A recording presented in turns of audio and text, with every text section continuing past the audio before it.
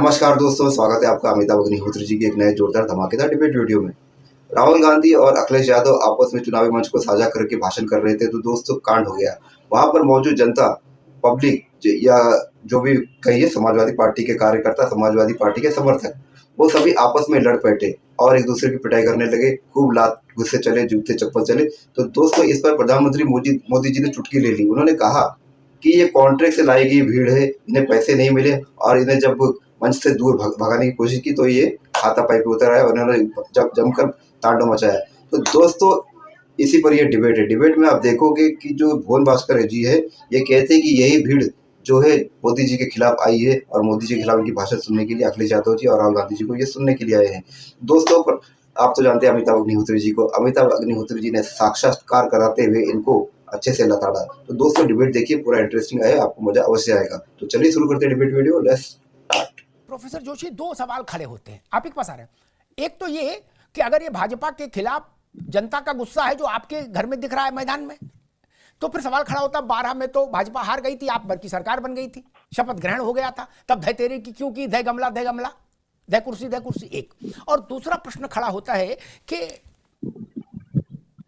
जो बात पवन विजय कह रहे हैं, सामान्य व्यक्ति जिसका किसी से कोई बहुत राग द्वेष नहीं, वो टीवी पे ऐसे दृश्य देखेगा, उसका मन खिन्न हो जाएगा। वो कहे क्या बवाल है यार, आपस में मारा पीटी, जूते चप्पल चल रहे हैं, डंडे लाठी चल रहे हैं, क्या दृश्य है। नहीं, क्या आपको लगता है या कभी ऐसा लगा कि ऐसे दृश्य समाजवादी पार्टी का नुकसान करते हैं? प्रोफेसर जोशी, देखिए पहले तो मैं विश्लेषक साहब की बात का जवाब दे दूं। हम भी 30 वर्ष से इसी काम में हैं और भाषा शैली बता देती है कि हमारे नेता के प्रति और समाजवाद के प्रति आपका अनुराग कहता है। हम कल के बालक नहीं है कि आज आए और नेतागिरी में चादर टीवी पे बैठ गए। तो इतने 95 से मेरा कैरियर है। आपका प्यार हमारे नेता के प्रति और हमारे पार्टी के प्रति कितना हो आपके शब्दों से पता चल जाता है। पहला विषय। दूसरा विषय जो आज आपने भीड़ का उठाया, आपने बहुत सारे प्रश्न करे, आप पत्रकार है, आपको उठाने का पूरा हक है, आपको उठाने चाहिए। लेकिन क्या आपने एक शब्द भी उत्तर प्रदेश सरकार के प्रशासन पे कोई टिप्पणी करी है? एक भी टिप्पणी ना आपकी टीम ने करी है, ना आपने करी है। ये चिंतन करिए, बताने का काम भी हम जैसे विपक्ष के प्रवक्ताओं का है। दो विषय। और वही बात मैंने जैसा कहा, मैं ये तो नहीं बोलूंगा मैं 80 की 80 लोकसभा में गया, जब मैं गया ही नहीं तो मैं बता नहीं सकता। लेकिन 5 लोकसभा में मुझे जाने का और कम से कम मेरी 25 दिन की यात्रा रही। और तो मैं आपको जिम्मेदारी से कहता हूँ कि जो भीड़ है, ये गुस्सा है आदरणीय मोदी जी के जुमलों पर, जो जुमले उन्होंने कहे और युवा अपने आप को परीक्षा लीक होने के कारण और पिटाई डंडे जो खाए हैं उन्होंने, वो 109 की बहनें जो रात में ठंड में बैठी रही, जिन्होंने योगी जी के डंडे खाए हैं। ये जनसैलाब महिलाओं का जो दिखाई दे रहा है, युवाओं का दिखाई दिया जो रैलियों में, ये वही रैली है जिनको मोदी जी ने 10 साल में ठगने का काम करा। इनके वादे 2 करोड़ नौकरी, 15 लाख अकाउंट में, किसान की आय डूबी, काला धन, सब जुमले हो गए। इस जुमलों का जवाब जनता हमारी रैली में हमें सपोर्ट करके कर रही है। जोशी साहब, मैंने 2 विनम्र प्रश्न किए थे कि क्या आपको कभी नींद में या जागृत अवस्था में ऐसा लगा कि ऐसे दृश्य आपकी छवि खराब करते हैं इस पार्टी की? एक। और दूसरा, मैंने कहा था यहां तो चलो गुस्सा है इसलिए, हालांकि ये भी बात किसी का हजम नहीं होगी, ये गोली ऐसी जो आप दे रहे हो ये पानी के साथ भी नहीं जाएगी अंदर, क्योंकि अगर गुस्सा है तो जिससे गुस्सा उसके यहां लट्ठम लट्टा होगी। आप क्या क्यों लट्ठम लट्टा होगी भाई? आप क्या क्यों हो रही? और मैंने ये एक प्रश्न आपसे पूछा कि भाई जो भी आदमी सामान्य व्यक्ति है जिसका किसी से बहुत पार्टी में संलिप्तता नहीं है, बहुत सन्निकटता नहीं है, वो आदमी ऐसे दृश्य देखेगा तो क्या सोचेगा? फिर वो 12 से कोरिलेट करेगा, फिर वो एक धारणा बनाएगा कि नहीं भाई ये लोग बवाल पसंद लोग हैं। जोशी जी, नहीं, जो इसमें भाजपा ने वादा पूरा किया नहीं किया, इससे आपकी रैली में हाथापाई क्यों हो रही, डंडा क्यों चल रहा? मैं पूछ रहा हूं। भाजपा की रैली में चलना चाहिए। जोशी जी, अमिताभ जी, भाजपा की रैली का भी हम देख तो नहीं पाए, लेकिन भाजपा की रैली का भी संदेश हम पे आता है, क्योंकि इनकी चिंता अगर कोई करता है उत्तर प्रदेश में तो हम ही लोग करते हैं। अगर भाजपा की चिंता है तो केवल विपक्ष के नाते हम ही तो है, हम उनकी भी खबर रख रहे हैं। माननीय अखिलेश जी ने बता दिया कि पुलिस वाले वर्दी पहना के बैठाए जा रहे हैं, रैलियों में भीड़ गायब है, क्योंकि 10 साल ठगने की जो लिमिट है ना वो अच्छा होती है। अब 4 तारीख को बाद में आपने बांध ही रखा है, अब ज्यादा कुछ बोलना ठीक नहीं है। 4 तारीख को तो आपने मुझे बांध ही रखा है कि जोशी जी मैंने आपको बुलाना है, अगर आपकी सीटें बढ़ गई तो आप भाजपा से और जो विश्लेषक लोग हैं वो माफी मांग लेंगे और हम माफी मांग लेंगे। ठीक बात जोशी जी, अभी रुकना होगा। जोशी जी ने सारी अच्छी अच्छी बातें कही, लेकिन मेरे 2 सरल प्रश्नों को उत्तर नहीं दिया। ये आपके लोग हैं तो आपके घर में हाथापाई क्यों कर रहे? अरे मेरे यहां कथा में लोग आए, प्रसाद पाने की जगह पंडित को मारने लगे, चौकी उछाल दे, टेंट गिरा दे, माइक तोड़ दे, सटासट सटासट खटाखट खटाखट, और मैं कहूं कि ये पड़ोसी से गुस्सा थे। अरे पड़ोसी से गुस्सा, पड़ोसी घर गिराओ जाके यार, ये बात कौन हजम कर लेगा? इतना बौरा कोई नहीं मित्र। बौरा समझते ना, यूपी में एक शब्द है बौरा, वही बिहार में जाके बकलोल हो जाता है। ऐसा कोई थोड़ी ना है। नाराजगी भाजपा से है तो भाजपा की सभा में बवाल होना चाहिए। अच्छा, जनता लड़ रही है भाजपा से तो बसपा की सभा में बवाल क्यों नहीं हो रहा है? बहन जी भी सभा कर रही है, कर रही ना।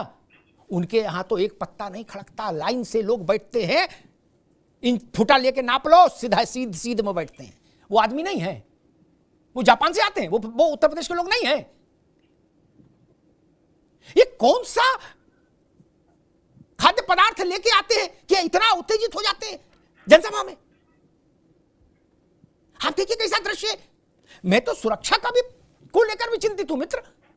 एक व्यक्ति ने पड़ोसी के घर में गमी हो गई, उसने वहां जाके उपद्रव किया। क्या बता दिया कि भाई दादी नहीं रही, उनके दुख में ये उपद्रव कर रहा है, समझ में आता है। लेकिन फिर कुछ समय बाद वहां एक जन्म होता है, बच्चा जन्मता है, वो व्यक्ति फिर जाके उपद्रव करता है, तब क्या कहेंगे? वहां तो दादी के दुख में उपद्रव किया था जाने के, यहां तो बच्चा के आने पर फिर क्यों उपद्रव क्यों किया? दो विपरीत चीजें एक साथ नहीं चल सकती ना। अगर ये आक्रोश में किया गया उपद्रव है तो शपथ ग्रहण में प्रेम में किया गया उपद्रव था क्या? अखिलेश जी ने लगातार कहा कि भाई ये मत करिए, जहां हो वहीं बैठ जाइए, ये बवाल क्यों कर रहे हो? लेकिन भीड़ मानी नहीं, वो और दूने उत्साह में हाहाकार करती रही। क्या नेता की बात कमजोर पड़ गई? जोशी जी, मैं तो आज आपके विषय के साथ ही रहना चाहूंगा जी।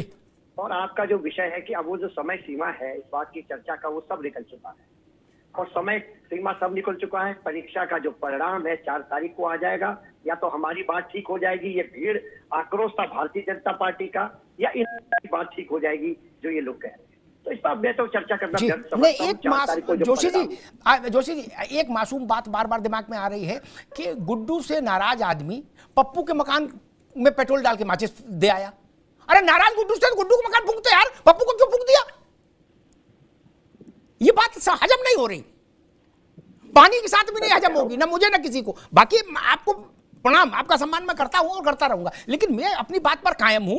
हम मान ले ये भाजपाइयों के खिलाफ गुस्सा था, तो भाजपाइयों को पता नहीं मालूम था इन लोगों को?